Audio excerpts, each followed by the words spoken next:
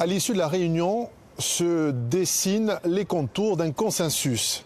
Gilles Simeoine annonce tout d'abord 2 millions d'euros pour favoriser le tri.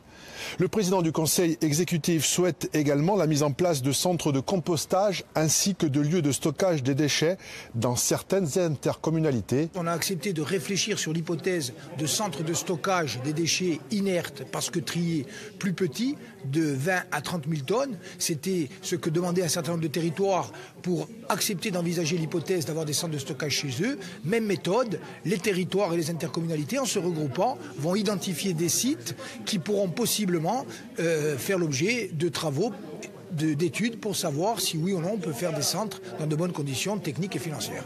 Des propositions acceptées par les représentants des communautés de communes. C'est le cas notamment dans le Fiumorbu-Castel où est implanté l'un des 2 centres d'enfouissement de Corse à Prunelli-di-Fiumorbu.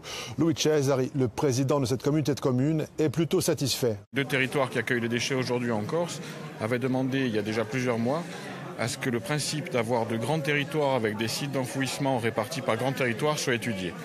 Aujourd'hui, on a été entendu visiblement par le Civadec, par l'État, par la région, qui sont sur cette démarche-là. Dans ces conditions, l'exportation des déchets vers le continent est une option qui s'éloigne de plus en plus. Cependant, François Tatti, le président du Civadec, se tient prêt au cas où.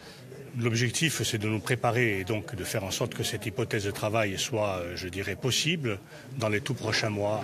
Je considère que dans 1 mois et demi, 2 mois, il faut que nous soyons en situation de pouvoir traiter nos déchets hors de Corse si c'était nécessaire.